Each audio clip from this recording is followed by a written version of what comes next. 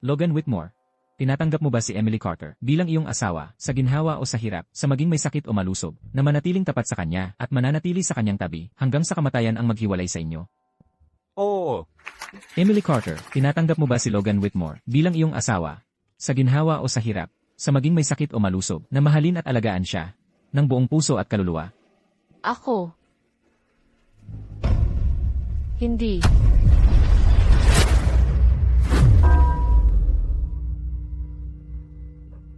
Emily, pasensya na.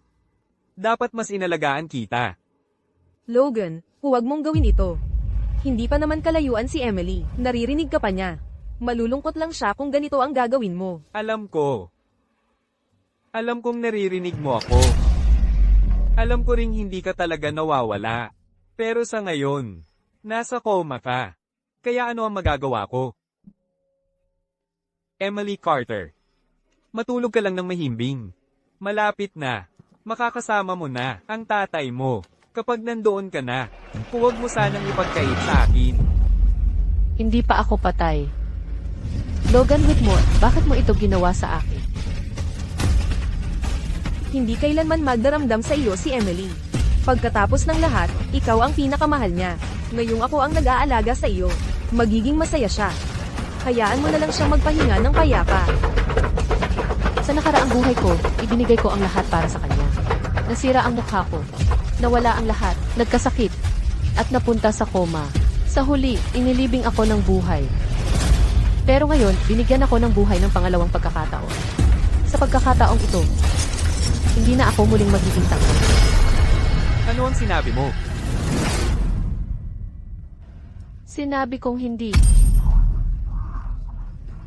Emily Carter, nagbibiro ka ba? Hindi ito ang tamang oras o lugar para magbiro. Hindi ako nagbibiro. Walang babae ang gustong gugulin ang buong buhay sa pagmamakaawa para sa kapiranggot na pagmamahal at mananatiling hamak magpakailanman.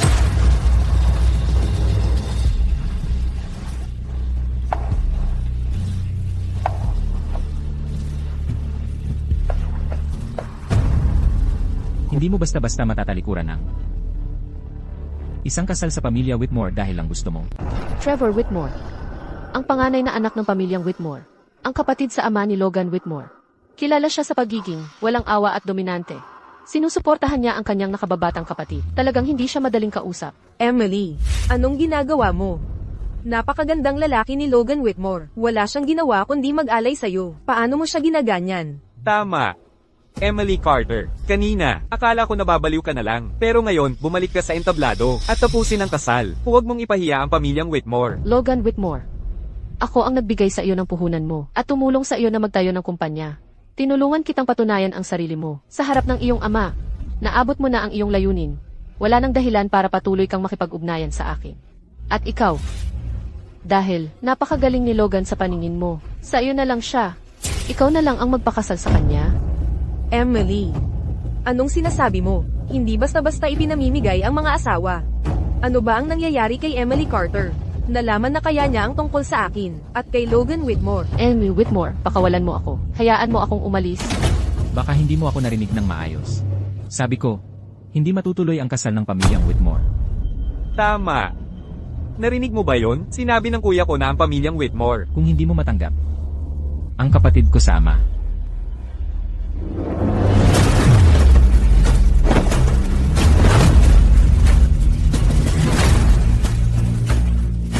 Pwede mo namang piliin ako. Trevor Whitmore, nababaliw ka ba? Gumagawa lang ako ng mas mabuting desisyon para sa'yo. Trevor, ano ba talaga ang ginagawa mo? Girlfriend ko ito. Kung hindi mo siya mapangalagaan, ako na ang bahala sa kanya. Pagkatapos ng lahat, hindi ko kailangan ng babae para umasenso.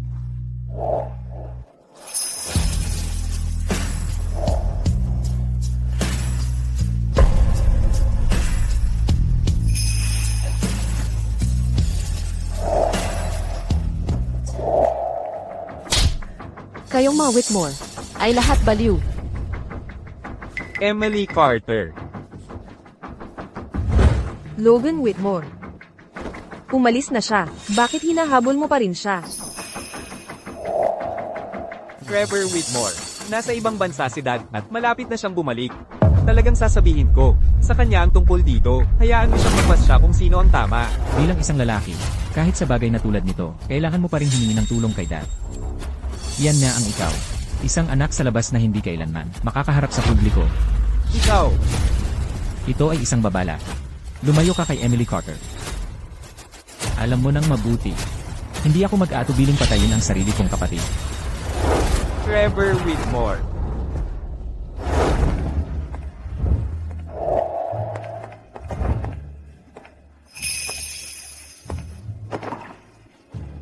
Emily, Dad,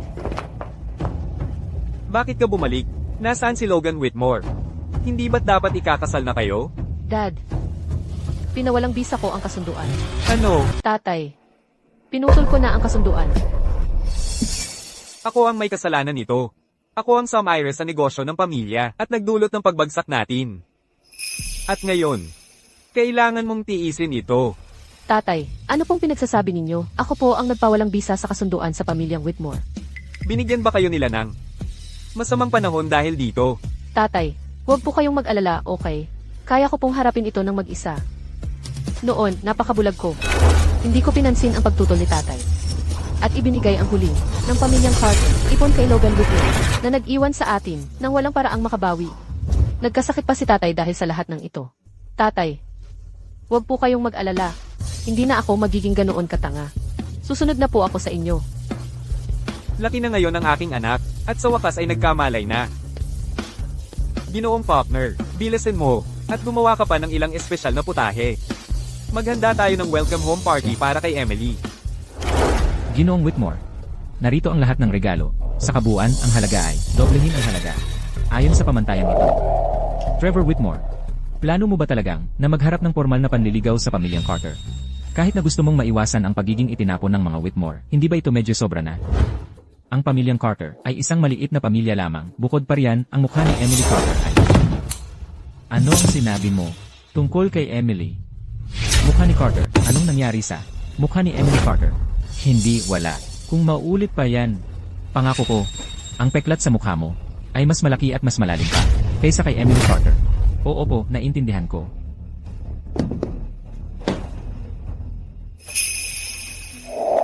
Trevor Whitmore, ang binti mo, gumaling ka na?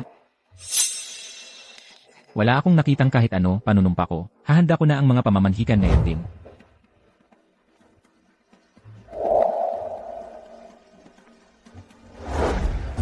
Huwag mo akong alalahanin. Umalis ka na! Hindi kita pwedeng iwan dito. Sabay tayong aalis. Emily, pasensya na! Emily Carter, inugnay ulit tayo ng tadhana. Ngayon, hindi na kita pakakawalan anuman ang mangyari. Base sa financial statement na ito, hindi bababa sa kalahati ng ating investments ay nasa kumpanya pa rin ni Logan Whitmore. Opo, miss.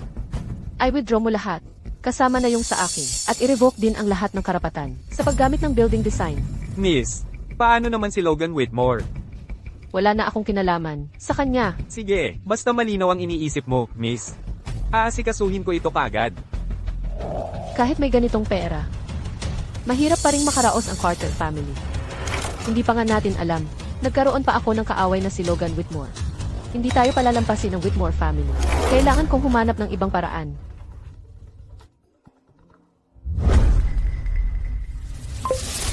Ito ang numero ng telepono ko. I save mo. Yung boses na yun, Trevor Whitmore. Paano mo nakuha ang numero ko? Ano, mahirap ba para sa akin si Trevor Whitmore na makuha ang numero ng telepono mo? Sinabi ko na sa'yo, ayaw ko nang may kinalaman sa Whitmore family. Sa loob ng 10 minuto, nandyan na ako sa harap ng pinto mo. Anong balak mong gawin? Nandito ako para ibigay sa aking magiging nobya ang kanyang engagement gifts, syempre. Nababaliw ka na. Hindi ako pumayag sa kahit ano nito. Hindi ito pag-uusapan. Paalala lang ito. Emily, anong nangyari?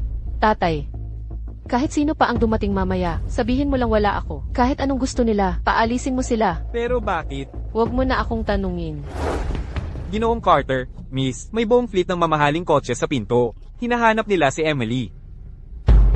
Sabihin mo wala ako. Emily.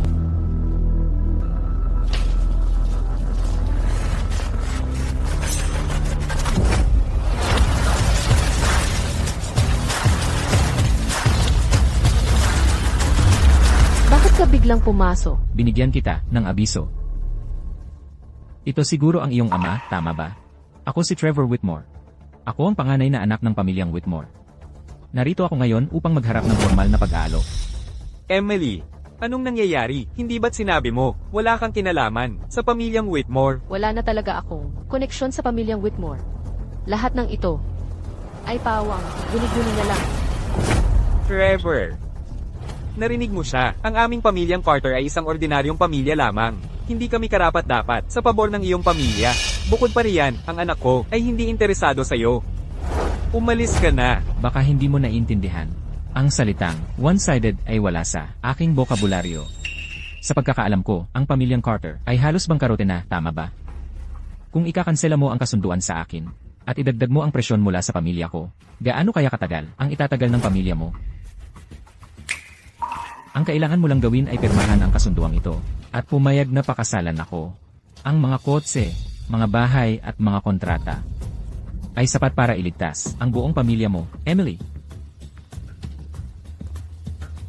Kaya, papayag ka ba o gusto mong panoorin ang buong pamilya mo na magkawatak-watak? Tama siya. Ang pamilyang Carter ay talagang maaaring bumagsak. Anumang oras, nakakuha ako ng pangalawang pagkakataon sa buhay. Pero kung kailangan ko pa ring panoorin, ang pamilya natin na mawala ng lahat, na mamatay si tatay ng dukha at may sakit, di wala talagang nagbago sa lahat.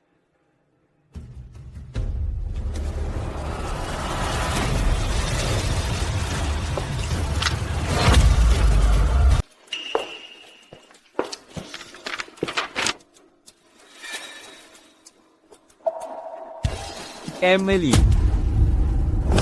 hindi mo pwedeng pirmahan yan. Trevor Whitmore, kahit na ang kapangyarihan ng aming pamilya ay hindi man lang kasing laki ng pamilya Whitmore. Ngayon, hindi ko hahayaan na pilitin mo ang aking anak. Negosyante rin ako, Trevor Whitmore. May nalaman ako tungkol sa sitwasyon mo. Yung mga gray industry sa ilalim ng pangalang Whitmore, ikaw ang namamahala sa lahat yon. Kaya sa likod ng mga pinto, lagi nilang sinasabi na sa totoo lang, ikaw ang underground emperor ng Harborview.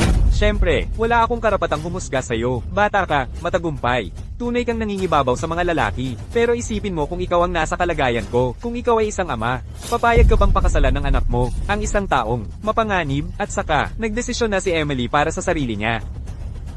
Siya ay hindi ka gusto. Tama si Dad, Trevor Whitmore. Marami kang mas magagandang pagpipilian. Hindi mo na kailangang guluhin pa ako. Tungkol naman sa mga problema ng pamilya Carter, ako na ang bahala na ayusin ang sarili kong pagkakamali. Hindi mo na kailangang makialam. Ano ba ang gusto mong gawin? Bibigyan ko kayo ng oras para mag-isip. Ikaw mismo ang lalapit sa akin.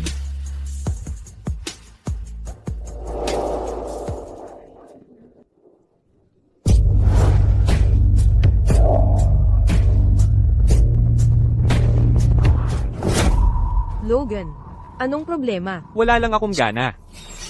Iniisip mo pa rin, yang putang yun na si Emily, di ba? Ano bang pinagsasabi mo? Basta, kapag naaalala ko, yung mukha niyang puno ng peklat, nasusuka ako. Yung gulo lang sa kasal na yun, ang nagpahiya sa pamilya Whitmore. Kahit yung lumpo, nakisaw-saw pa, medyo mahirap ang kalagayan ko ngayon. Huwag mo namang isipin. Logan, walang kwenta si Emily Carter. Alam mo naman yan. Malamang nagpapanik lang yan sa pag-aasawa sa huling minuto. Kapag naisip-isip niya, babalik at babalik yan sa'yo. Pagkatapos ng lahat, siya ang ultimate fangirl mo. Tama ka. Kapag nakuha ko na ang mga patent na yon, iyon na ang araw na may iwan siya nang walang-wala.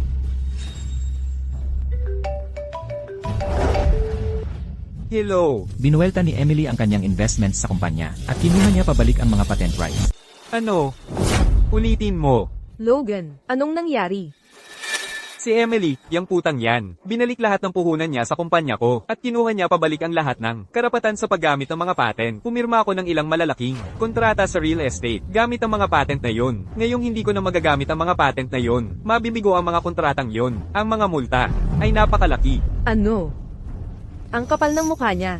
Nababaliw na ba siya? Ang bait-bait niya sa loob ng maraming taon. Bakit bigla na lang siyang lumalaban? Makakagulo siya sa kumpanya ko? Sisiguraduhin kong ang pamilya Carter ay tuluyang mawawala. Hello, Mr. Sutton.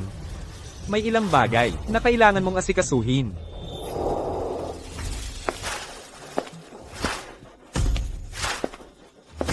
Naipasa na ang disenyo ng proposal. Sa galing ko, siguradong mapipili yon. Masasabi kong, ito na ang paraan ko para bumalik sa dating ako. Kaya ko to.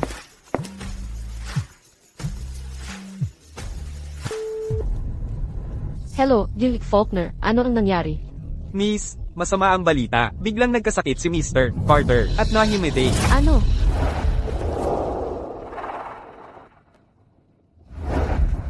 Gillick Faulkner. Ano nang nangyari sa tatay ko? Okay naman siya kahapon, di ba? Mula nang pumanaw si Mrs. Carter, si Mr. Carter ay may malubhang, kondisyong hindi halata, mahina na ang kalusugan niya, at kaninang umaga, nakatanggap siya ng abiso mula sa kumpanya. Lahat ng mga kasosyo ng pamilya Carter ay bigla na lang tinihilang pakikipagtulungan sa atin. At hindi lang yun, bumigat na ngayon ang ating mga utang. Dahil doon, sobrang nag-alala si Mr. Carter.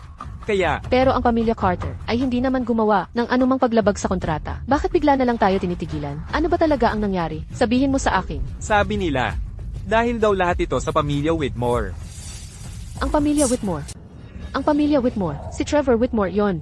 Hahanapin ko siya. Miss, sabi ni Mr. Carter, dapat mong pagtuunan ng pansin ang sarili mong buhay. Ano man ang gawin mo, huwag mong isakripisyo ang sarili mo para sa pamilya Carter. Gagawin ni Trevor Whitmore ang lahat para makuha ang gusto niya. Kaya kailangan mong maging maingat. Gillick Faulkner. Ako ang nagkamali kaya gusto kong ituwid ito ng mag-isa.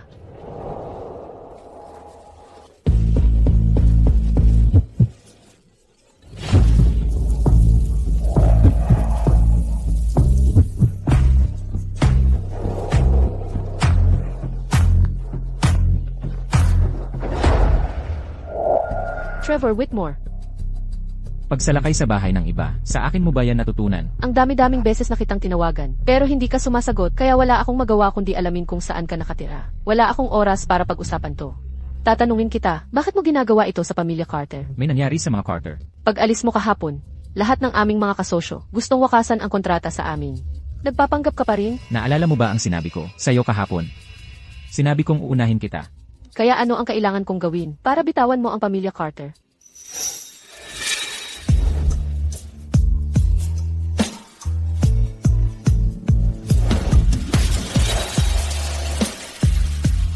Alam mo na ang sagot. Bakit?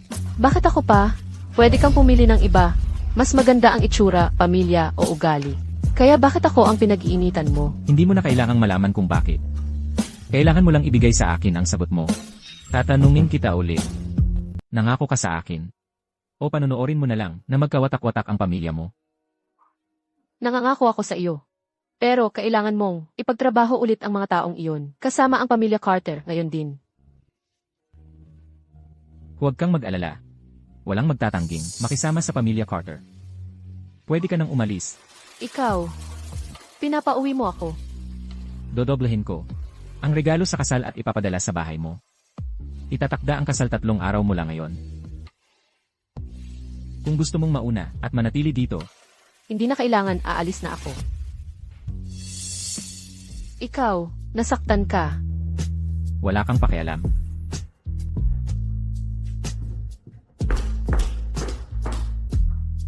Trevor, ano ba ang kailangan mo? Diretsuhin mo na. Putulin ang lahat ng ugnayan sa pagitan ng mga kumpanya sa Harborview at ang pamilya Carter. Si Logan ba ang nag-utos nito sa'yo? Si Logan ay isa ring Whitmore. Ang sinasabi niya ay natural na kumakatawan sa pamilya Whitmore. Kaya ang salita ni Logan ay katumbas ng salita ng pamilya Whitmore. Bibigyan kita ng isa pang pagkakataon. Sabihin mo ulit yon. Trevor, si Logan ay anak din ni G. Whitmore. Siya, wala ka ng pagkakataon. Pawalain ang taong ito sa Harborview. Nagtatrabaho ako para kay G. Whitmore. Hindi mo ako kayang harapin. Wala kang iniwan na pagpipilian sa akin. Trevor Whitmore, pilay ka. Anong karapatan mo para dominahin ang lahat? Sa tingin mo ba talagang gusto ka ni Donald Whitmore? Matagal ko nang alam. Tahimik na inihahanda ni Donald Whitmore ang daan para sa kanyang anak sa labas. Kayo namang mga tuta niya. Nagkukumahog na rin kayong gumalaw. Pero ngayon pa kayo nagpapakita ng baraha. Hindi ba't masyadong maaga? Wala na akong pakialam sa mga yan. Dahil itinutulak mo ako sa gilid ngayon. Hindi na ako magpipigil. Ikaw, Trevor Whitmore.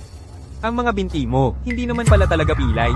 Matagal ko nang alam na tumutulong ka kay Logan Whitmore. Sa totoo lang, gusto ko pang maglaro ng matagal sa'yo. Sayang lang. Nagalit mo si Emily Carter. Alamin mo kung saan nanggaling ang baril na ito para sa akin. At ipaalam mo sa lahat. Kung sino man ang maglakas loob na mag-isa na umatras sa kasunduan sa pamilya Carter.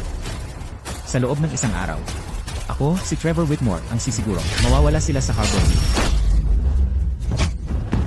Lair Whitmore, nasugatan ka. Gas-gas lang. Sa loob ng 3 araw, pakakasalan ko si Emily Carter. Simulan ng maghanda. Noon, talagang nawala sa sarili namin. Mula ngayon, magtutulungan ng maigi kami sa pamilya Carter. Kung sinabi mo lang sa akin ng mas maaga na ikaw ang nobya ni Trevor Whitmore. Hindi sana nangyari ang lahat ng ito. Kanina, hindi ko alam kung sino ang kinakausap ko. Pakiusap, gawin mo itong malaking pabor para sa akin at kumbinsihin si Trevor Whitmore na umatras. Trevor Whitmore, ang sama-sama mo talaga. Tay, pasensya na. Nagsalita na naman ako ng walang pasabi. Sa totoo lang, akala ko. Sa pagkakataong ito ay makakaalis na ako. Sa pagkakahawak ng pamilya Whitmore, hindi ko inakala. Kahit na muling nabuhay sa lahat ng ito. Walang magbabago. Pero wala talaga akong magagawa. Kung sana lang, makakabalik ako sa bago ko pa nakilala si Logan Whitmore. Hindi sana ako naging tanga. Naibigay sa kanya ang lahat ng ipon namin. At hindi ko sana nasayang ang huling 3 taon ng buhay ko. Pero okay lang. Dahil ngayon, basta pakakasalan ko si Trevor Whitmore. Maliligtas ang aming pamilya Carter. Kaya, may balita ka na ba kay Emily Carter? Wala. Ayaw pa ring umatras ng pamilya Carter. Hindi pwedeng mangyari yun. Hindi ba siya natatakot na mabangkarote? Hindi ba sinabihan ni G. Sutton ang mga kumpanyang iyon? Nawawala na ng tuluyan si Esoton, walang makakontak sa kanya. Ang iba pang mga kumpanya ay hindi lang pumutol ng ugnayan sa pamilya Carter. Pinapalawak pa nila ang pakikipagtulungan. Ano? Trevor Whitmore. Si Trevor Whitmore ang may kagagawa nito. Whitmore, kailangan mong mag-isip ng paraan.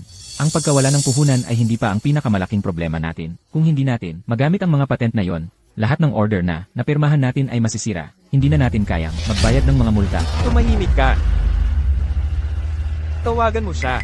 Oo nga, tawagan si Emily Carter. Hindi niya ako pababayaan ng ganito. Emily, nasa kitang kausapin. Panahon na para malinawan na ang hindi pagkakaunawaan sa pagitan natin. Sa 2 araw na lang, ikakasal na ako kay Trevor Whitmore. Wala na talagang dapat pag-usapan pa sa atin. Sandali, anong sinabi mo? Paano siya Imposible. napunta kay Trevor Whitmore, isang lalaking halos lumpo?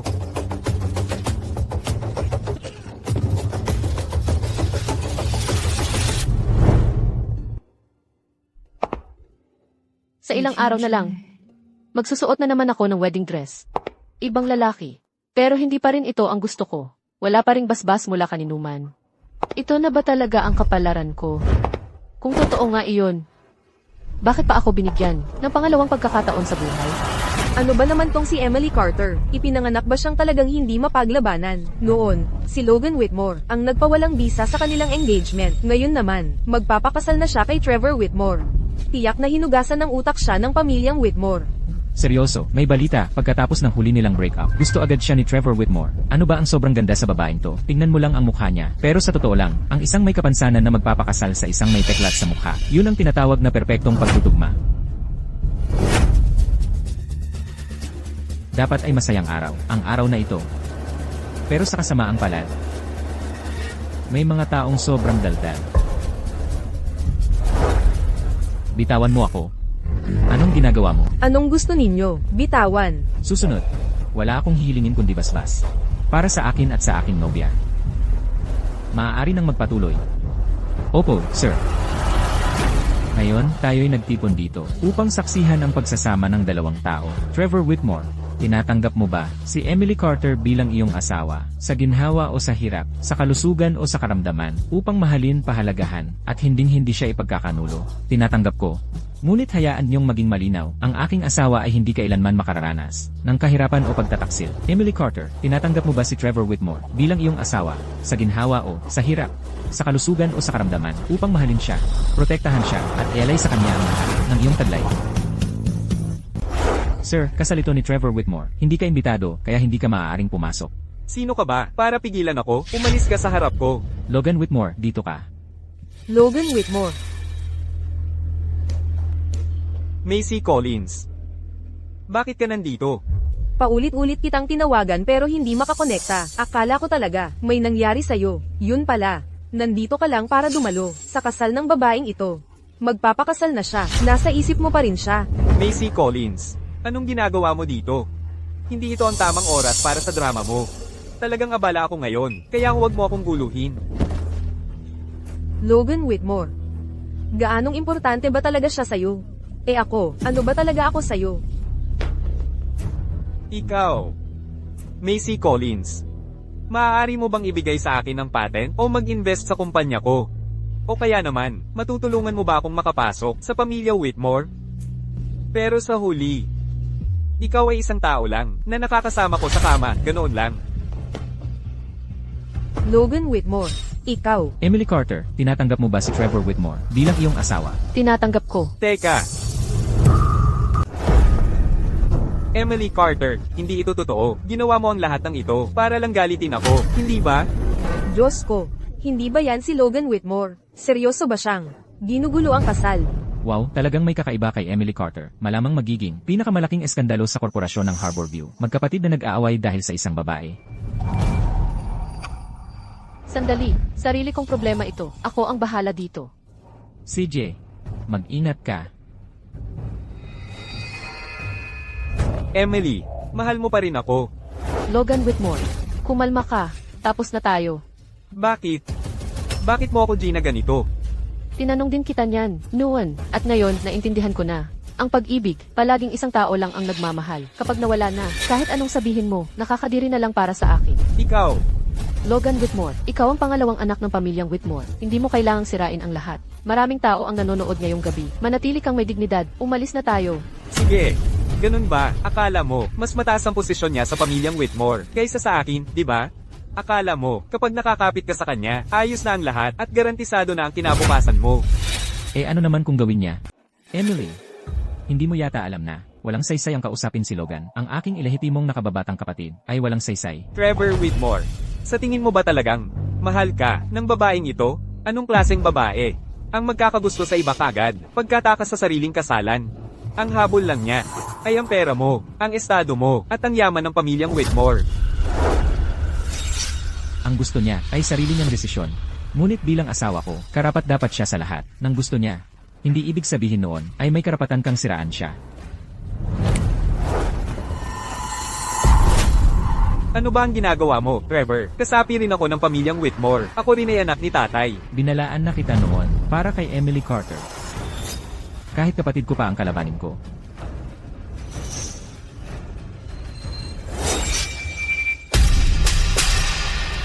Ang mga sampal na yon ay para ipaalala sa iyo na mag-ingat ka sa sasabihin mo mula ngayon. Kanina, aling kamay ang ginamit mong hawakan si Emily? Trevor Whitmore, ano ba ang ginagawa mo? Tinatanong kita. Aling kamay yon? Ang kanan kong kamay, Trevor Whitmore. Bitawan mo ako.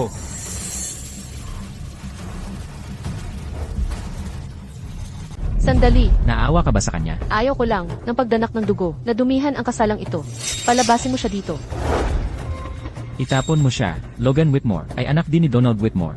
Si Donald Whitmore ay babalik mula sa ibang bansa sa lalong madaling panahon. Sa mga bagay na ganito ngayon. Pasensya na, napakarami kong sinasabi. Gawin mo ang sinabi ni Trevor Whitmore.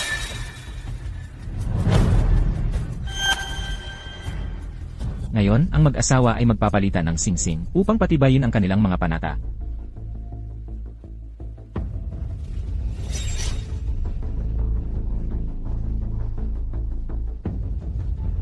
Hindi mo kailangang tingnan ako ng ganyan.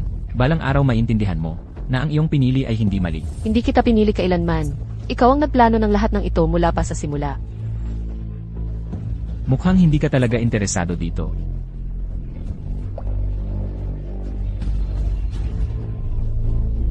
Hindi ako kailanman magmamahal sa isang halimaw na tulad mo. Titingnan natin yan. Bigyan natin sila ng isang malakas na palakpakan at muli, batiin natin ang bagong kasal.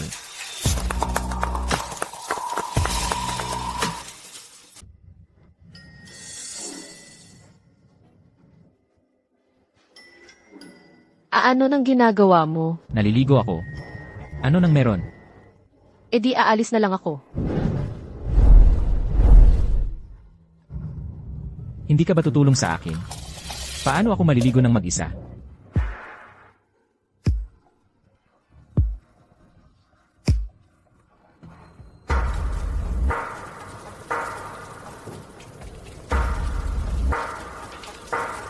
Ayaw mo talagang gawin ito, di ba? Hindi ko magagawa ang ganitong bagay sa taong wala akong nararamdaman. Nararamdaman? Si Logan Whitmore ba ang pinag-uusapan mo? Ikaw, huwag mo siyang banggitin. Ano nang ginagawa mo? Nasasaktan mo ako. Binabalaan kita. Asawa mo na ako ngayon. Gusto mo man ako o hindi. Kailangan mong masanay dito. Kung hindi mo alam kung paano umangkop, pwede kitang turuan.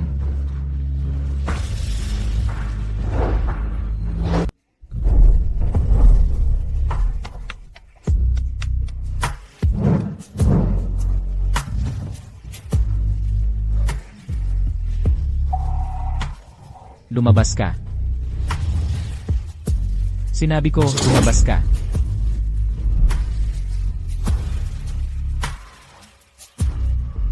Yung trato ko sa kanya kanina, sa tingin ko, nagalit talaga siya. Sana hindi ito makaapekto sa Carter family. Halimaw lang siya, isang siraulo. Ano nang gagawin niya sa akin mamaya? Matulog na lang ako, kahit anong mangyari. Kung tulog ako, hindi ko malalaman.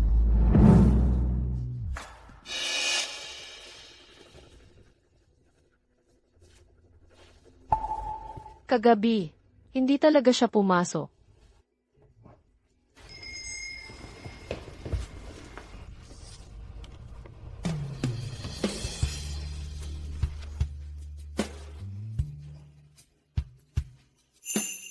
Hindi masama, may kaya siya. Sa katawan niyang yun. Nag-almusal pa ako dahil sa kanya. Mali ba ang pagtingin ko sa kanya? Itong halimaw na to, baka may ibang side pala siya. Hello, Dean Faulkner. Ano ang nangyari? Miss, ang sama. Nawawala ang tatay mo. Ano? Ginoong Faulkner, ano nang nangyayari? Sandali lang ako sa bahay. Pagbalik ko, wala na si Ginoong Carter. Sabi ng nurse, na-complete na raw ni Ginoong Carter ang discharge paperwork, ang nag-asikaso. Ano? Sabihin mo, Ang pamilya Whitmore ang nag-asikaso. ang pamilya Whitmore. Trevor Whitmore.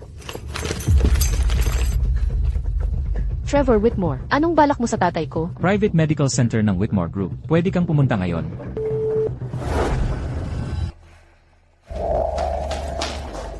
Tay, Trevor Whitmore, ano nang ginawa mo sa tatay ko? Huwag kang mag-alala. Lahat ng gamot na ginagamit namin para sa tatay mo ay dekalidad at nagdala kami ng mga world-class na doktor. Sa akin ang ospital na ito. Kaya sagot ko ang lahat ng gastos. Akala mo ba, magpapasalamat ako sa'yo? Hindi ko kailangan ng pasasalamat mo. Asawa kita at biyanan ko siya. Ito lang naman ang tama at nararapat. Bukod pa riyan, may iba pang dahilan. Kung bakit ka pakipakinabang si Ginoong Carter. Alam mo, bilang hostage. Yan talaga ang iniisip mo palagi, di ba? Kung gusto mong kunin ang tatay mo, dito, CJ. Pero kailangan kong ipaalala sa'yo, ang ospital na yan, ay walang paraan para pukawin siya.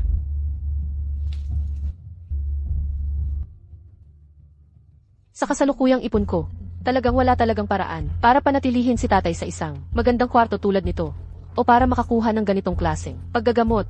Trevor Whitmore, dapat ko ba talagang tanggapin ka?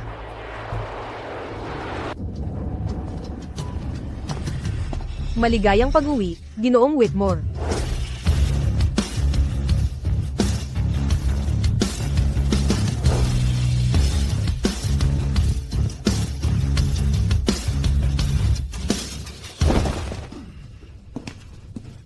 Ginoong Whitmore, uminom po kayo ng tsaa.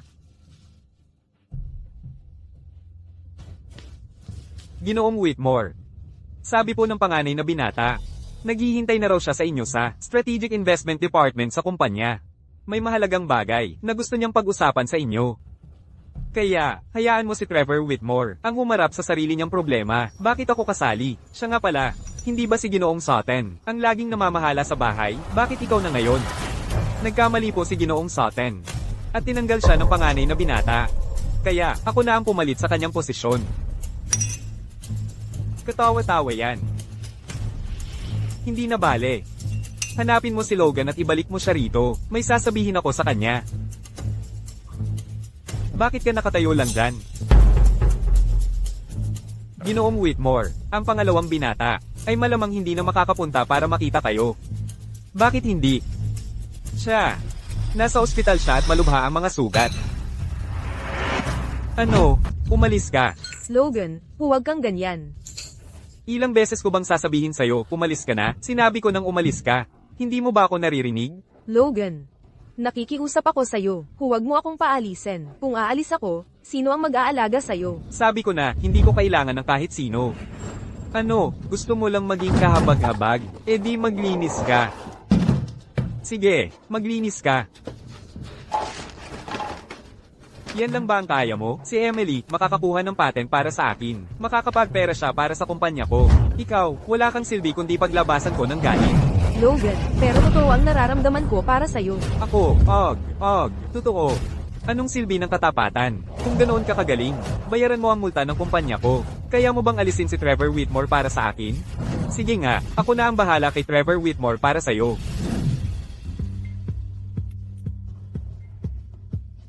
Miss Carter, nasuri na namin ang disenyo mo. Handa kaming makipagtulungan sa iyo. Magaling. Eh yung kontrata, kailan tayo pwedeng pumirma? Sandali lang, Miss Carter, hindi pa tayo tapos. Ang ibig naming sabihin, maaari kaming makipagtulungan sa iyo bilang outsourcing, pero tungkol sa pag-i-invest sa studio mo. Kung nagustuhan ninyo ang disenyo ko, bakit ayaw ninyong mag-invest?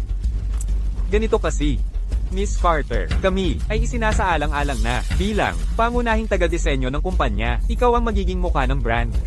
Pero sa kasamaang palad, ang iyong itsura ay maaaring makasagabal sa aming kumpanya. Ako ay isang taga-disenyo. Hinahayaan ng mga taga-disenyo na ang kanilang trabaho ang magsalita para sa kanila. Ano ang kinalaman niyan sa itsura ko? Binibining Carter, matanda ka na ngayon. Dapat alam mo na sa panahon ngayon, napakahalaga ng itsura, lalo na sa larangan ng fashion design. Marami tayong dapat puntahang launch. Sa tingin mo ba talagang angkop ang imahe mo? Para magsalita sa entablado. Bakit naman hindi? Sa totoo lang, kapag nakikita ko ang mukha mo, hindi ako makikinig sa'yo. Kayong mga tao. Kung hindi ninyo kayang rumespeto sa kapwa, sa totoo lang, walang saysay. Ang magtulungan tayo. Ikatlong kumpanya na iyan. Lahat umalis dahil sa itsura ko. Ganoon ba talaga kahigpit ang mundo? Pagdating sa itsura ng mga babae. Pero, kailangang magamot si Itay. Kailangang magpatuloy ang pamilya Carter. Hindi ko kayang magpa-plastic surgery ngayon. Ikatlong beses nang na-reject si Emily. Sa talento ni Emily, dapat siya ang nangungunang arkitektong taga-disenyo sa Harborview. Ang mga kumpanyang yon, base sa itsura ang pag-hire. Malamang hindi sila magtatagal. Ginoong Whitmore, naiintindihan ko ang ibig ninyong sabihin. Kung walang kinabukasan ang isang kumpanya, walang dahilan para ito ay magpatuloy. Ngunit, hindi natin pwedeng hayaang patuloy na magduda si Emily sa kanyang itsura. Naiintindihan ko, ako na ako nito. Isa pang bagay. Sigpo, Ginoong Whitmore. Sa loob ng isang buwan, sa Whitmore International Tower, magdaos ng eksibisyon sa pangalan ni Emily Carter. Para sa eksibisyong ito, ang mga inanyayahang bisita ay dapat lamang ang mga pinakabantog na pangalan sa industriya ng arkitektura. Ginoong Whitmore. Kung maaari po, si Donald Whitmore ay nakabalik na. Ganito na siya kapubliko ngayon. Nag-aalala ako baka siya ay makialam. Ano naman kung gawin niya yon? Kung may gusto akong gawin, walang makakapigil sa akin.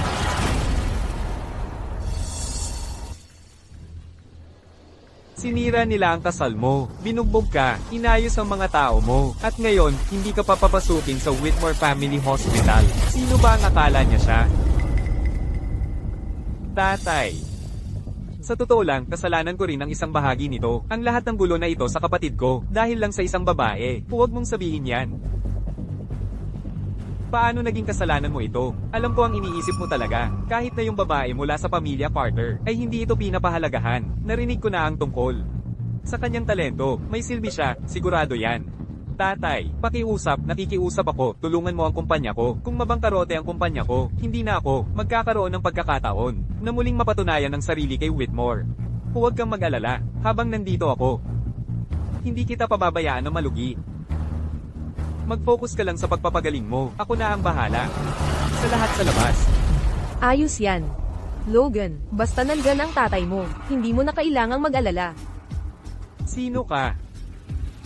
Tito Donald, nakalimutan kong magpakilala. Sa totoo lang, ako ay... Siya ang sekretarya ng kumpanya ko. Isang sekretarya.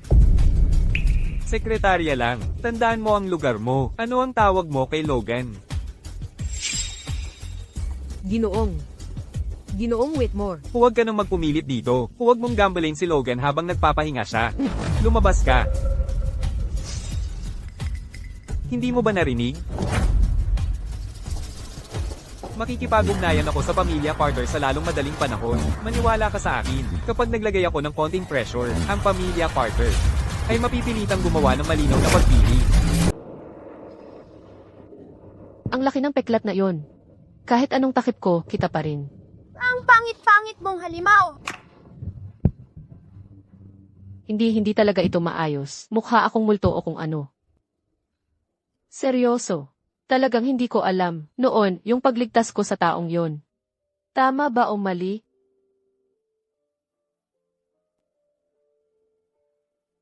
Kasalanan ko lahat dahil napaka-inosente ko. Binigay ko pa ang ipon ko para sa operasyon. Kay Logan para sa startup niya. Ngayon, ang pag-ipon ulit para maayos ito ng tuluyan ay mas mahirap na. Miss Carter, ang appointment ninyo para sa plastic surgery sa Harborview Aesthetics Institute ay nakatakda sa umaga sa Makalawa. Ano? Sigurado ka bang hindi mo to nagkamali? Hindi ako nagpabook ng anumang operasyon. Tama po talaga ito. Ang kailangan ninyo lang gawin ay pumunta sa takdang oras. Harborview Aesthetics Institute.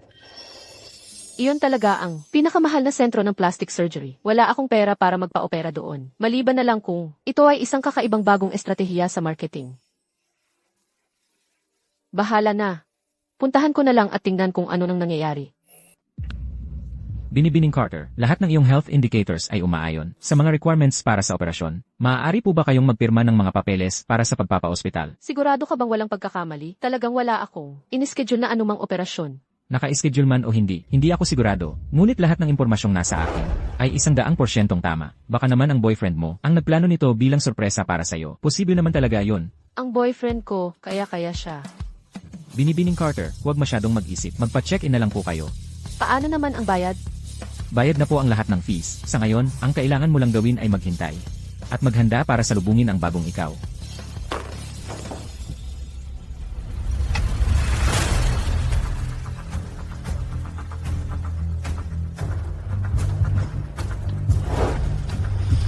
Sa tingin mo ba talagang angkop ang itsura mo para magbigay ng talumpati sa publiko? Pangit, pangit.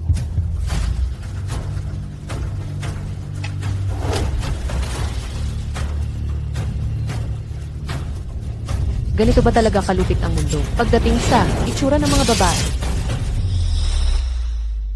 Binibining Carter, matagumpay ang iyong operasyon. Ang peklat sa iyong mukha ay tuluyan ng naalis.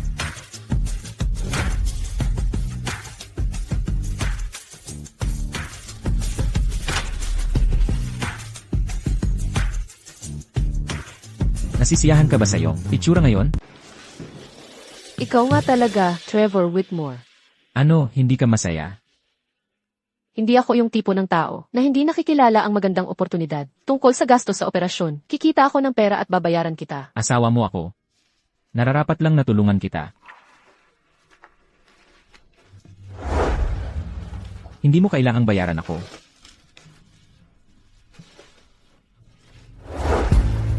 Ito ay Para sa susunod na buwan, sa Whitmore International Tower, magkakaroon ng isang ekshibisyon ng disenyong sining. At ikaw ang magiging pangunahing artista para sa eksibisyong ito. Hindi mo kailangang tingnan ako ng ganyan. Ako ang nag-organisa ng palabas na ito. Kung masasamantala mo ang oportunidad na ito, ay nasa iyo na yan. Trevor. Salamat. Sige, may trabaho pa ako sa opisina. Magpahinga ka. Basahing mabuti ang mga dokumento. Tara na.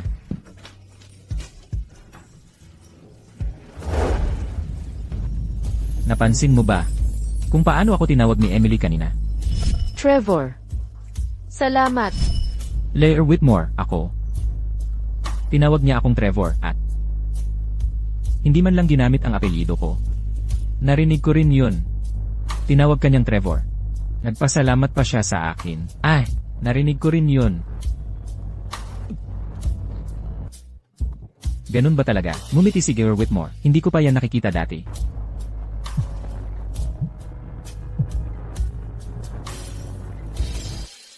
Ano? Kakarating ko lang sa baba ng gusali ng kumpanya. Uwi ka ba mamaya? May meeting mamaya. Pero, kung kailangan mo ako para sa isang bagay.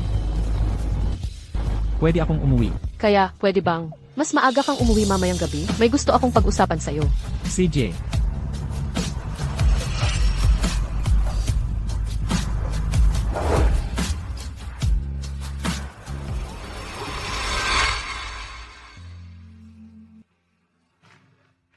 Pasensya na.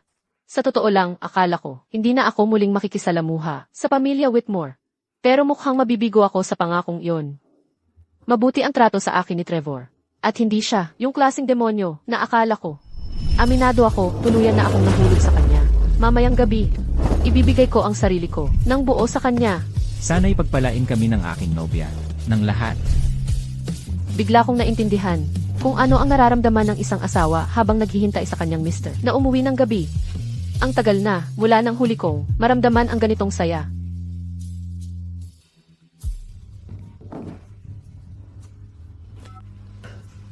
Hello, hi.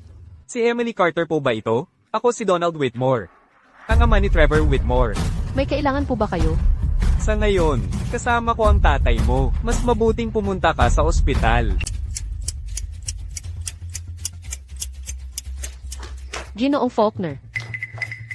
Anong ginawa mo kay Ginoong Faulkner? Wala. Kasi nang pumasok ako, itong gago, ay sinubukan talaga kaming pigilan. Naglakas pa loob pa siyang magtanong kung sino ako. Siguro nakalimutan niya. Ang lugar na ito ay ang Whitmore Family Hospital. Donald Whitmore. Kung may problema ka sa pagpapakasal ko kay Trevor, sa akin mo ibuhos, pero huwag mong gambalain ang pamilya ko.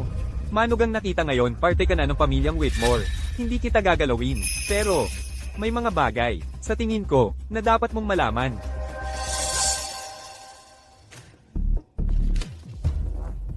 Ano ito? Noon, pinapangasiwaan ko si Trevor sa paglilinis ng mga negosyo natin sa Harborview. Sa pag-aayos ng lahat ng kumpanya na nakikipagkumpetensya sa mga Whitmore. Napakagaling ng ginawa ni Trevor. Pagkatapos ng mga targetadong hakbang niya, hindi na nakabangon ang mga kumpanyang iyon. May isang kumpanya na pinakamatinding naapektuhan. Naaalala ko. Iyon ay ang Carter Realty. Imposible iyan. Sa simula, ang Carter Realty ay nakatakdang sumali sa mataas na uri ng Harborview. Pero pagkatapos, nang ginawa ni Trevor, ang kanilang boss, si Raymond Carter, ay hindi na nakabawi. Ang asawa ni Raymond Carter ay nagpakamatay din. Ikaw siguro, ang mas nakakaalam ng kwentong ito kaysa sa akin. Ang anak na babae ni Raymond Carter. Si Emily Carter. Ang sinasabi mo, ang nangyari sa pamilya ko noon, ay dahil lahat sa inyong pamilyang Whitmore. Si Trevor Whitmore ang gumawa noon. Hindi ko sinabihan si Trevor na gawin yun. Sinabi ko lang sa kanyang asikasuhin ang mga kalaban natin, yung mga nagbabanta sa atin. Pero, alam mo naman, ang estilo ni Trevor noon para makapasok siya sa pamilyang Whitmore at makuha ang pagtanggap ko. Medyo samobra nga siya ng kaunti sa ilang bagay. Doon nagsimulang magkasakit si Itay. At umalis din si Inay noong mga panahong iyon. Siyempre, tapos na yun lahat. Ngayon, ikaw at si Trevor ay parte na ng iisang pamilya. Tinanggap ka na niya. Pero hindi kita tinatanggap, kahit na ang pamilya mong Whitmore ay napakapangyarihan. Kahit na ang pamilya mong Whitmore ay kayang gawin ang lahat. Lahat ng nakaraan. At ang ginawa ninyo kay G. Faulkner ngayon. Pababayaran ko sa inyo. Ang lahat yan. Ibig sabihin, giyera sa pamilya mo. Hanggang sa dulo.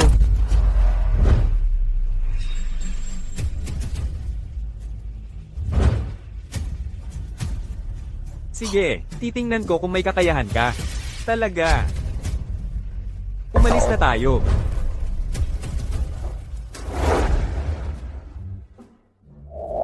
Whitmore. Hindi ko inaasahang marunong magluto, si Emily Carter. Siyempre, ang asawa ko ay hindi kailanman magkukulang sa anumang paraan. Umuwi ka muna. Gets ko na, hindi na kita istorbo. Enjoy kayo sa gabi.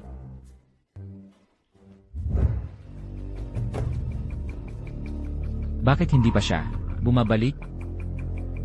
Hindi pwedeng ganito. Kailangan kong tumawag para kamustahin siya.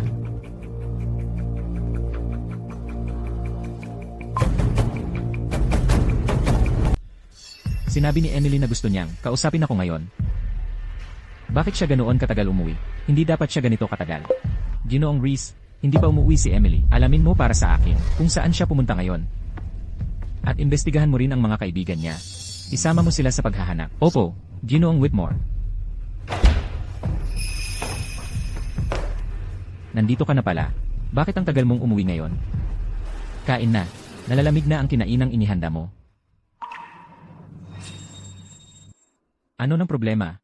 Ginoong Whitmore. Ang dami mo talagang sasabihin ngayong gabi.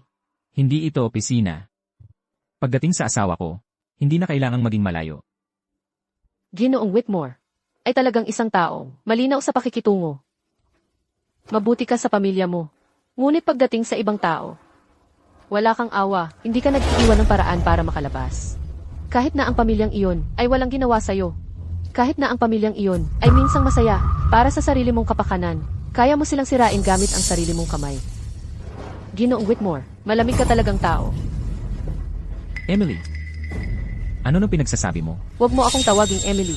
Ako si Emily Carter, ang anak ng pamilyang Carter, na sinira mo. Pinabalik mo ako ngayon. Para lang sabihin to. Hindi yon ang intensyon ko. Pero ngayon, gusto ko lang sabihin sa'yo. Tapos na tayo. Emily Carter, huwag mong kalimutan. Ikinasal tayo, nagpalitan tayo ng singsing. Asawa kita sa ilalim ng batas, walang makakapagbago noon.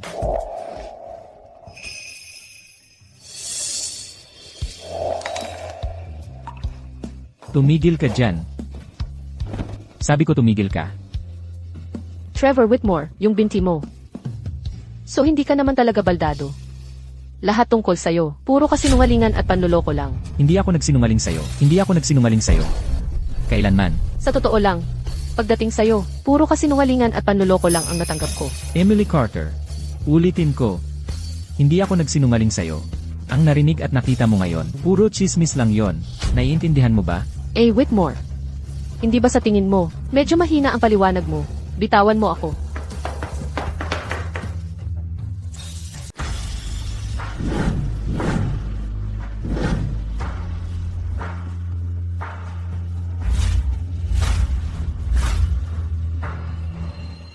Trevor Whitmore, pwede kang maging kontrolado. Pwede mong kunin ang anumang gusto mo. Pwede mo pa akong pilitin. Pwede mo pa akong patayin. Pero hindi kita mamahalin kailanman. Mula nang bantaan mo ang pamilya Carter. Mula nang gamitin mo ang kanilang kaligtasan para takutin ako. Ang tanging nararamdaman ko para sa iyo ay galit. Ang tanga-tanga mo talaga. Hangal na babae. Medyo tanga nga ako. Medyo katawa-tawa nga ako. Ang nakakatawa, ilang oras lang ang nakalipas. Ako, si Emily Carter. Akala ko swerte ako. At nakilala ang isang lalaki na tunay na nagmamahal sa akin.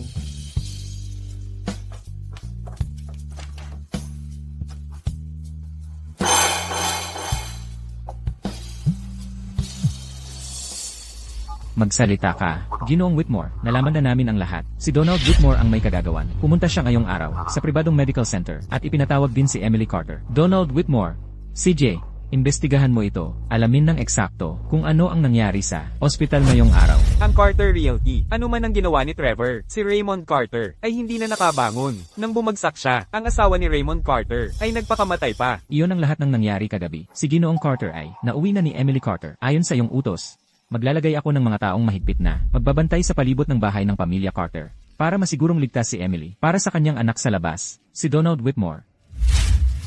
Talagang gagawin ang lahat ng kailangan. Ginoong Whitmore, ano ang dapat nating gawin ngayon? Malamang ay may malaking pagkakamali sa pag-unawa sa iyo si Emily Carter. Ituloy ang plano. Kailan pa ako nag-alala tungkol sa isang pagkakamali sa pag-unawa? Miss, 2 araw ka nang hindi natutulog. Magpahinga ka muna. Ako na ang bahala kay Mr. Carter. Faulkner, nasasaktan ka rin. Dapat kang magpahinga. Hindi ako makatulog. Faulkner, okay lang ako. Dapat ka talagang magpahinga. Miss, may ilang bagay akong gustong sabihin, pero sana huwag kang magalit. Faulkner, CJ, hindi ako magagalit. Naisip mo na ba na baka naman si Trevor Whitmore ay hindi tulad ng iniisip mo? Faulkner, ipinagtatanggol mo ba ang pamilya Whitmore? Ang pamilya Whitmore ang sumakit kay Mr. Carter at kay Mrs. Carter. Paano ko sila ipagtatanggol? Pero may ilang bagay akong nasaksihan at kailangan kong sabihin. Noong panahon na nakakonfine si Mr. Carter sa Whitmore Family Hospital, si Trevor Whitmore ay halos araw-araw na pumupunta. Siya ang nag-asikaso ng lahat, personal na humawak ng maraming bagay. Naka-wheelchair siya. hindi pa gaanong makagalaw. Pero pagdating kay Mr. Carter, ginawa talaga niya ang lahat ng kanyang makakaya. Ilang beses, nagpuyat pa siya kasama ko para bantayan siya. At, Naaalala mo ba noong huli, nang sinira ng business partner ang kontrata, akala nating lahat gawa yun ni Trevor Whitmore. Pero pagkatapos, sinuri ko ng mabuti, sabi nila sa akin. Ang utos ay galing pala kay Mr. Sutton ng pamilya Whitmore. Pero ang lalaking iyon ay opisyal ng pinalayas sa pamilya Whitmore. Ni Trevor Whitmore mahigit 1 buwan na ang nakalipas. Miss, sabihin mo sa akin, kung si Trevor Whitmore ay talagang tulad ng sinasabi ni Donald Whitmore, bakit niya tayo ituturing ng ganito? Hindi ba medyo magkakontra yon? Binibini, sa tingin mo kaya ay nagkamali tayo ng pag-unawa kay Trevor Whitmore? Ginoong Faulkner, maaaring magbago ng malaki ang isang tao. Baka naman, ang Trevor Whitmore na nakikita mo ay isang panig lang niya. Ang dahilan kung bakit niya ginawa iyon ay maaaring dahil gusto niyang bayaran ang mga pagkakamali niya noon. Maaaring dahil sa pagkonsensya o baka naman sa ibang dahilan. Pero wala sa mga iyon ang talagang mahalaga. Ang sama ng loob ko sa pamilyang Whitmore ay hindi kailanman mapapatawad. Kalimutan mo na. Baka tama ka, Binibini. Pero napakapangyarihan ng pamilyang Whitmore. Binibini, huwag mong hayaang manaig ang iyong emosyon. Huwag kang mag-alala, alam ko ang ginagawa ko. Seryoso ka ba? Nagkagalit nga ba talaga sina Emily at Trevor? Huwag kang mag-alala. Hindi niya mapapatawad ang lalaking nanakit sa nanay niya. Siya ay talagang hindi makikipagbalikan kay Trevor Whitmore. Base sa aking mga taon ng karanasan, ang mga babae ay nasa kanilang pinakamahina at pinakamadaling maakit sa mga panahong tulad nito. Susunod. Ikaw na ang bahala. Opo, Ginoo. Nakuha ko na. Hahanapin ko na ngayon si Emily Carter. Ang habol mo lang kay Emily Carter ay ang kanyang mga patent. Para ang iyong kumpanya ay makapagpatuloy at makabawi. Pero, ang aming pamilyang Whitmore ay hindi kailanman magpapaakyat sa isang katulad niya sa aming pamilya. Naiintindihan mo ba? Opo. Alam ko, ang paraan ng pagwasak sa akin ni Emily Carter. Kapag nakuha ko na ang mga patent na iyon, sisiguraduhin kong bayaran niya ng doble ang kahihiyan na dinanas ko. Emily Carter. Ano ang ibig mong sabihin dyan? Sabi ko sa'yo, wala akong utang na loob sa'yo. Nakuha ko na ang investment, ang perang yon. Bawat sentimo ay ginastos ko sa operasyon ko. Sa tingin mo sa ganitong paraan, makakalimutan mo na ako ng tuluyan. Hindi ko naisip na kalimutan ka. Sa kabaligtaran, balang araw, gagantihan kita. Ngayong may pondo na ako para muling buksan ang studio ko. Sa galing ko sa disenyo, kumpiyansa akong kikita ako sa lalong madaling panahon. Papagamutin si Itay, at ililigtas ang pamilya ko mula sa pagbagsak. Pero, kahit na ganun, ang paghihiganti sa pamilyang Whitmore ay pangarap na langit lang. Emily Carter. Logan Whitmore, anong ginagawa mo dito? Matagal na kitang hinihintay dito. Narinig ko na ang nangyari. Sa pagitan mo at ang kapatid ko. Sa tingin ko ngayon na ang tamang panahon para tayo mag-usap ng seryoso. Wala akong kailangang pag-usapan sa'yo. Hindi mo ba sinabing gusto mong gumanti sa pamilyang Whitmore? Matutulungan kita. Bakit ko pagkakatiwalaan ang isa sa mga anak ng pamilyang Whitmore? Para tulungan akong gumanti sa kanila? Ang pamilyang Whitmore. Hindi kailanman ako tinanggap sa mga shareholder. Ako ay isang anak sa labas lang. Sa harapan, mabuti ang trato sa akin ng tatay ko. Ngunit sa totoo lang, ako ay isang kasangkapan lang niya para kontrolin ang kapatid ko. Tiyak, maraming hindi pagkakaunawaan sa pagitan natin. Pero hindi mo ako pwedeng pagkaitan ng pagkakataong magpaliwanag. Emily. Bitawan mo. Kung patuloy mong gagawin to, aalis na ako ngayon din. Pasensya na. Ako kasi, naging sobrang init lang ng ulo ko. CJ, anong gusto mo? Nagmamadali ako. Hindi ko alam kung anong klaseng problema ang talagang meron sa atin na nagtulak sa'yo na tumakas sa ating kasal. Logan, totoong hindi mo ba alam kung anong problema natin? Ako. Talagang hindi. E di isipin mo na lang na takot ako sa commitment. Pero kahit ano pa man, siguro napakaraming hindi pagkakaunawaan sa atin. At yung Trevor Whitmore, nakialam siya dahil sa sarili niyang makasariling dahilan. Kaya nga tayo, nasa sitwasyong to ngayon. Sa tingin ko, siguro sa ating dalawa, hindi ba dapat tayo? Hindi ba tutulungan mo kung maghiganti sa kanya? Sabihin mo lang kung anong gusto mong gawin. Humanap tayo ng mas tahimik na lugar para mag-usap.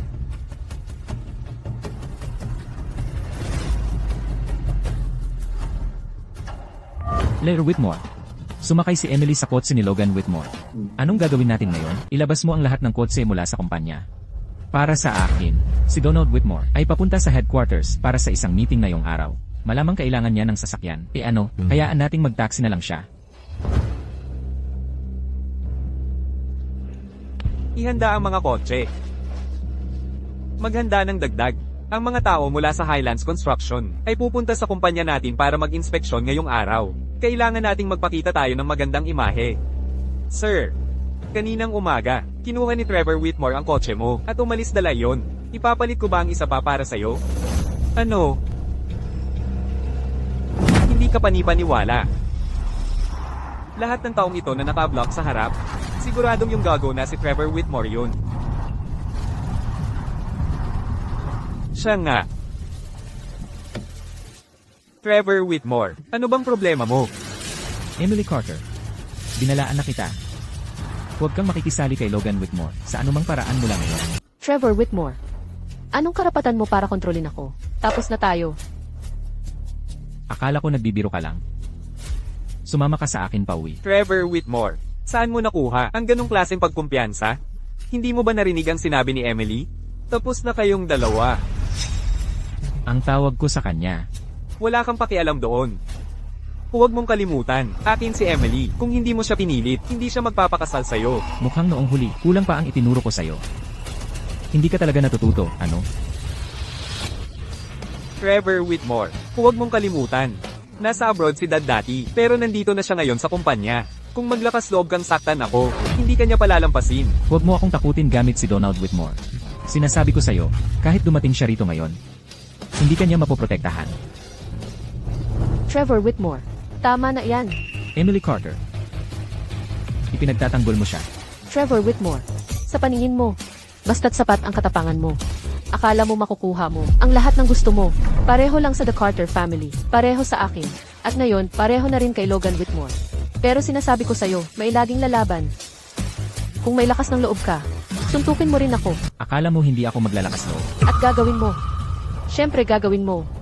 Si Henry Whitmore ang halos nagpapatakbo ng Harborview. Ikaw ang nagpapasya kung sino ang mabubuhay. Ikaw ang nagpapasya kung sino ang mamamatay.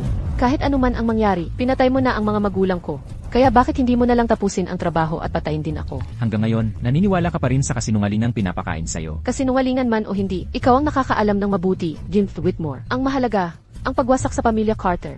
Ang pagpapabangkarote sa Carter Holdings. Iyan ay isang maliwanag at simpleng katotohanan. CJ. Tangang babae. Sana hindi ka magsisisi.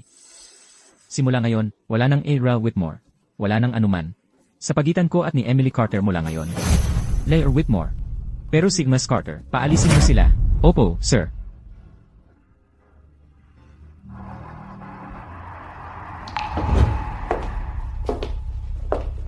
Logan Whitmore. Dito ka na ngayon nakatira? Bakit hindi ka bumalik sa pamilya Whitmore? Emily, hindi mo ba nakikita ang nasa puso ko? Wala talaga akong interes na bumalik sa pamilya Whitmore. Simula pa lang, ang gusto ko lang ay makuha ang tiwala ni Donald Whitmore. Gusto ko lang gamitin ang mga resources ng pamilya Whitmore para mapaunlad ang sarili ko. Lahat ng ginawa ko ay para sa ating hinaharap na magkasama. Hindi ko inasahan na may romantikong side ka pala. Tama, Emily. Ginawa ko ang lahat ng ito para sa'yo. CJ, hindi ba't sabi mo gusto mo akong tulungang maghiganti? Ano ang plano mo? Simple lang, Emily. Basta't maibalik lang natin ang mga bagay sa dati. Makukuha ko ulit ang tiwala ni Donald Whitmore. At kapag nangyari yon, kapag may kapangyarihan na ako sa pamilya Whitmore, ang pagpabagsak kay Trevor Whitmore ay magiging napakadali. Bumalik sa dati. Ibig mong sabihin, mag-invest ako sa'yo. Tapos ililipat ang patent. Sa'yo, tama ba? Ako na ang bahala sa investment. Ang kailangan natin ngayon ay ang iyong talento sa disenyo. Kapag may kontrol na ako sa pamilya Whitmore, makakatiyak ako na wala nang pag-asa si Trevor Whitmore. Sige, gagawin ko. Talaga, Emily? Pumapayag ka talaga? Emily, Pero, may mga kondisyon ako. anong mga kondisyon? Ako lang ang nakakaintindi sa mga problema sa disenyo. At ngayon, may bagong investment na papasok. Kaya gusto kong ang kumpanya mo na sumanib sa aking studio. Dagdag pa, pagdating sa negosyo, ako ang mamumuno sa lahat. Lahat ng paghirang at pagtatanggal sa kumpanya. Ako rin ang hahawa kung gagawin natin yan. Ililipat ko ang aking mga patent sa iyo. Ito, Kung ayaw mo, kalimutan na lang. payag ako. Mag-asawa naman tayo. Sa huli, talagang tiwala ako sa'yo. Pirmahan na natin ang kasunduan. Sige, pipirmahan ko na ngayon. Bahala na. Basta tuloy lang ang proyekto. Kapag naisagawa na ang kontrata, mag-iisip ako ng paraan para matanggal ka. Pagkatapos, sa akin pa rin ang kumpanya. Logan, bakit? Bakit mo ako tatanggalin? Si Emily ang may hawak sa lahat ng paghirang sa kumpanya. Kausapin mo siya tungkol dyan. Hindi. Hindi totoo yan. Logan, alam kong ako ang pinakamahal mo. Ganito ang trato sa iyo ni Emily. Paano mo ibibigay sa kanya ang kumpanya at hahayaan mong ganyanan niya ako? Macy, nababaliw ka ba? Kailan ko sinabing mahal kita? Nagkantutan lang tayo ng ilang beses. Matatanda na tayo, hindi naman malaking bagay yan. At gusto mo pang magpakapit sa akin dahil doon? Logan, paano mo nasabi ang ganyan? Tama na. Umalis ka. Huwag mo akong pipiliting ipapatawag kita palabas. Lumabas ka. Ang mga design proposal na ito, kailangang i-optimize, tapusin, at ayusin sa mga kontratista sa loob ng 3 araw. Opo, Miss Carter, gagawin ko kagad. Puta, magdusa ka.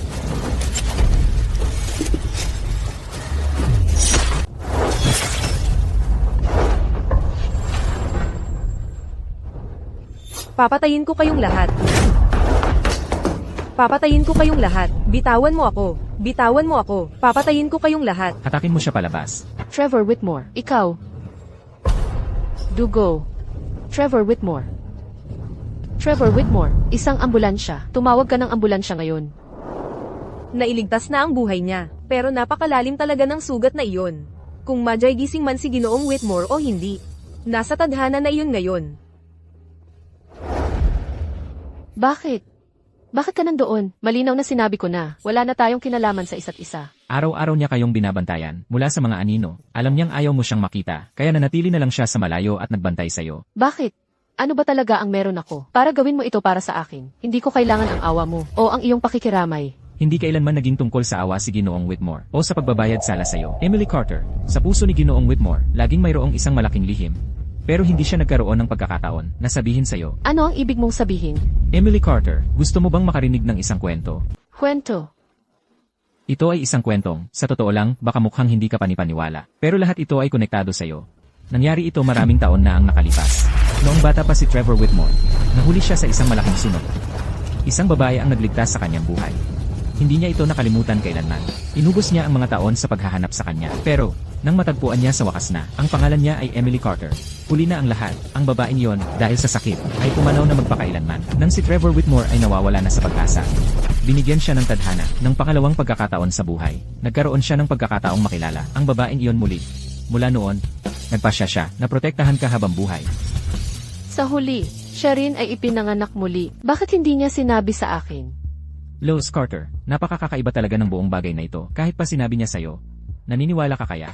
Paano kung sabihin kong, naniniwala ako? Si Trevor Whitmore talagang, hindi siya madaldal na tao. Hindi siya minahal sa pamilya nung lumalaki siya. Sa paningin ni Donald Whitmore, si Logan Whitmore lang ang ina niya nang mamatay ang babaeng iyon.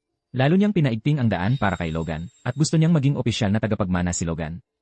Kaya si Trevor Whitmore ay palaging pinipigilan na pupunta sa mga pinakamarumi, pinakamahirap, at pinakadelikadong trabaho. Kaya nga, kailangan niyang gawin ang sarili niya na mukhang mas matapang at hindi madaling lapitan. Pagkaraan, habang ang pamilya ay lalong naging mainat sa kanya, kailangan niyang magpanggap na nasugatan para makapagpababa ng bantay si Donald Whitmore.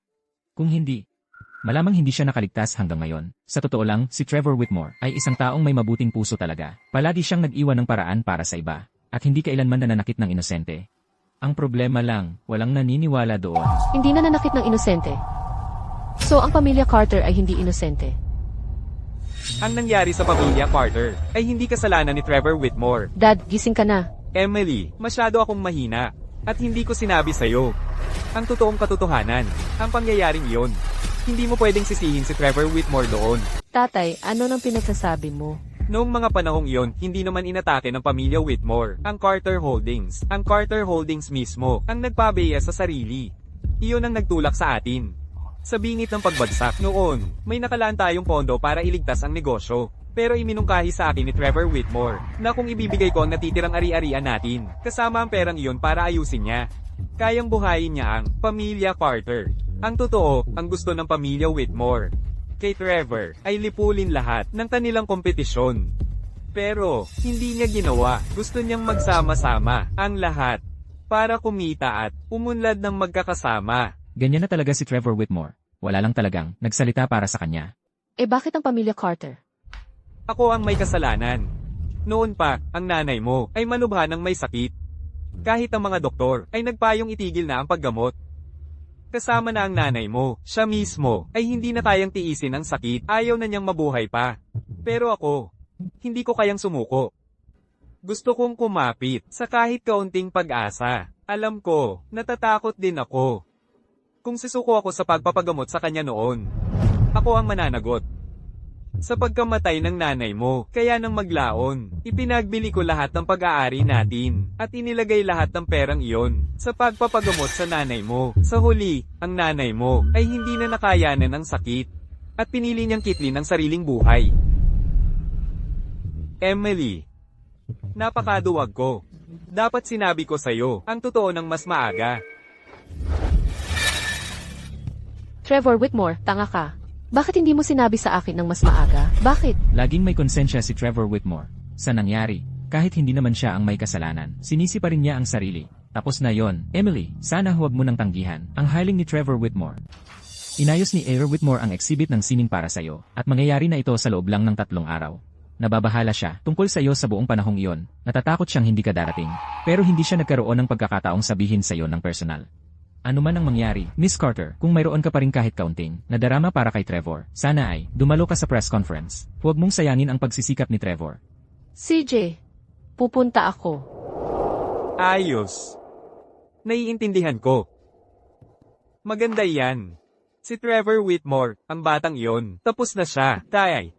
Anong nangyari kay Trevor Whitmore? Nasaksak siya ng sinusubukan niyang iligtas si Emily Carter, at ngayon ay nasa coma siya, sabi ng mga doktor. Maaari siyang maging brain dead. Magaling. Perpekto yan. Si Trevor Whitmore, hindi inaasahan na magwawakas ang mga bagay ng ganito, hindi ba? Mayroon siyang kontrol sa kumpanya sa loob ng maraming taon. Lahat ay nakikinig sa kanya. Kahit ako ay hindi kalaban sa kanya. Naisip ko lang kung paano siya aalisin. Pero sino ang mag-aakala na siya mismo ang mag-aalis sa sarili? Talagang, ang langit ay nasa aking panig.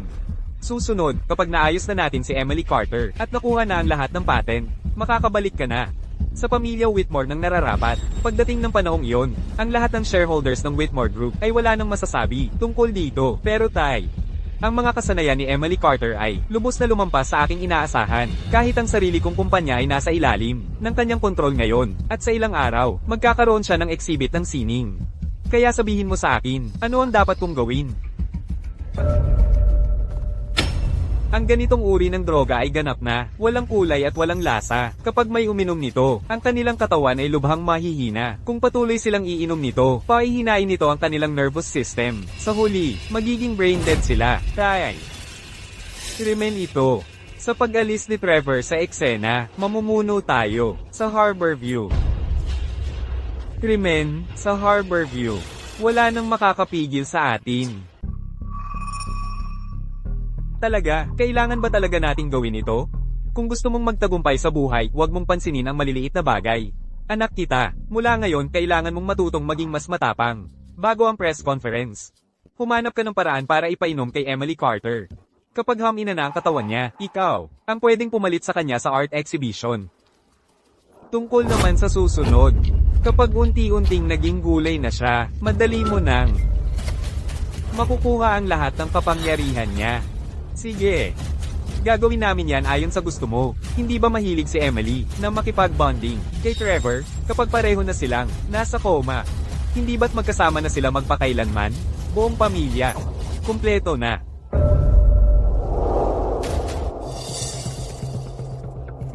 Emily, nagtatrabaho ka pa rin hanggang ngayon? Gumawa ako ng kape para sa'yo. Inumin mo habang mainit. Sige, iwan mo na lang dyan. Emily, ako mismo ang nagtimpla ng kaping ito, para sa'yo lang. Gusto kong makita mong inumin mo. Tara, inumin mo na. Ang kape, imported pa mula sa ibang bansa. Masarap. Sige, salamat. Gabi na. Magpahinga ka na. Emily, ikaw. Ang bilis mo namang umalis. May nilagay ka ba sa kape? H, hindi. Paano naman mangyayari yon? Basta, ituloy mo na ang trabaho mo. Tandaan mong inumin ang kape habang mainit. Aalis na ako.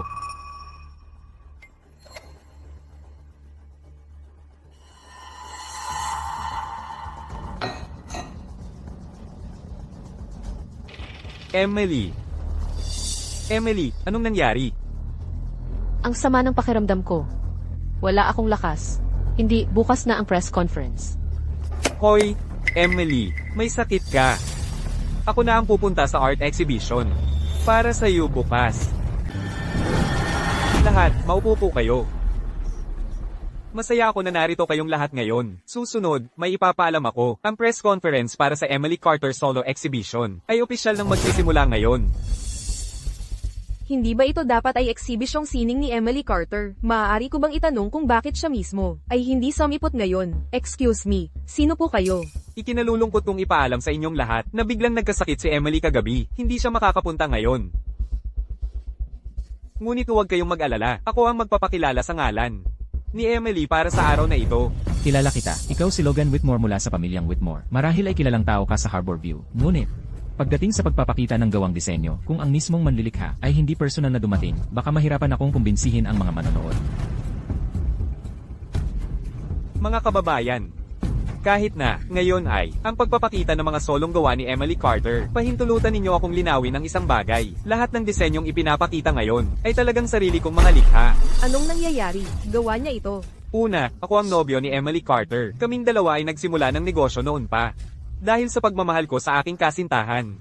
Palagi kong ginamit ang kanyang pangalan para ilabas ang aking mga gawa. At ngayon, talagang balak ni Emily na gamitin ang press conference na ito para sabihin sa lahat ang katotohanan. Hindi ko inasahan na si Logan Whitmore ay napakatalino rin pala. Ito ay talagang malaking balita. Ang partikular na disenyong ito ay nasa napakataas na antas at puno ito ng kalidad ng pagiging makatao at personal na damdamin. Palagi kong inisip noon na ito ay gawa ng isang babae. Hindi ko inakala na ito ay ginawa ni Logan Whitmore. Talagang humanga ako.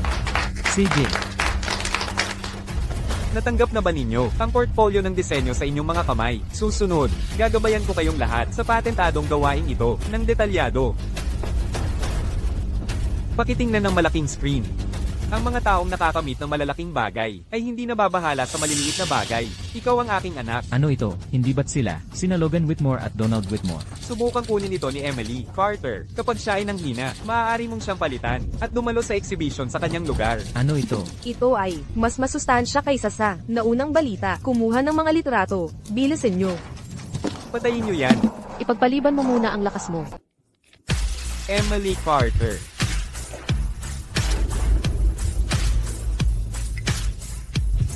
Hindi nga. Paano ka nakakatayo? Hindi ba't dapat? Dapat ba na? Dapat ba na ano? Dapat ba na? Hindi na ako nakakatayo ngayon dahil sa drogang ibinigay mo sa akin. Emily Carter, nagbibiro ka ba? Tigilan mo ang pagpapanggap, Logan Whitmore. Yung kape kahapon, wala akong inuming kahit isang patak.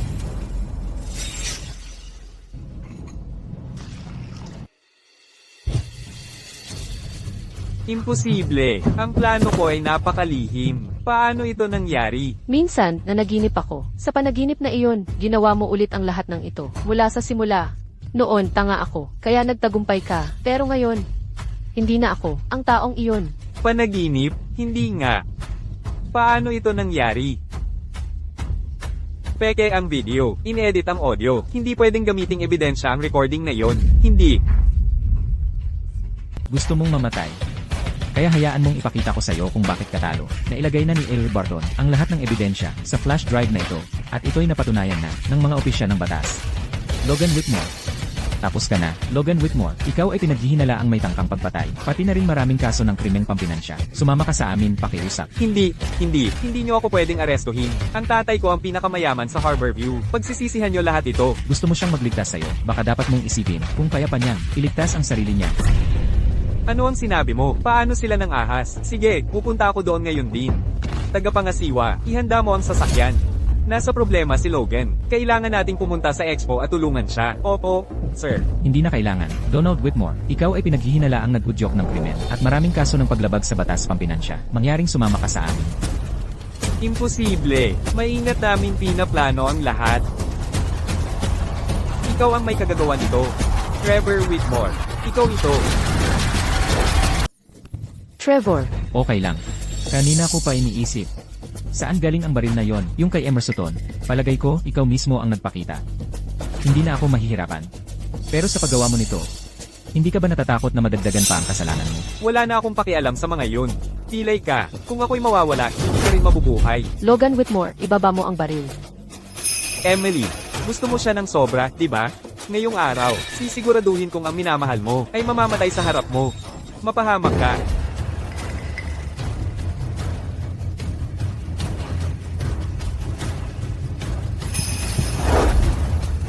Ang binti mo. Gumaling na ang binti mo. Ikaw at si Emerson ay talagang magkamukha. Bakit hindi mo siya tanungin? Kung ano ang nangyari noong huling beses, na ginawa niya ito sa akin.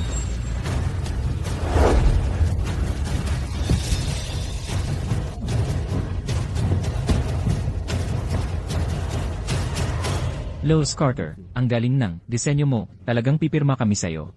Kami rin. Ipapadala namin ang kontrata sa lalong madaling panahon. Ganoon din kami. Salamat. Inaasahan ko ang pakikipagtulungan sa inyo. Salamat sa inyong lahat. Magpupursige pa ako.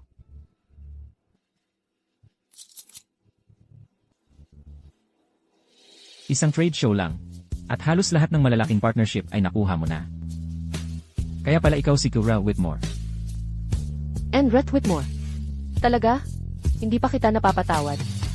Nagpanggap kang patay, nagkunwaring pilay. Nagsinungaling ka sa akin ng napakaraming bagay. Sa totoo lang, hindi ko alam kung may totoo man sa mga sinasabi mo. Ikaw at si Logan Whitmore ay nagkunwaring nagbalikan din. Kaya nagsinungaling ka rin sa akin. Sa palagay ko, patas na tayo.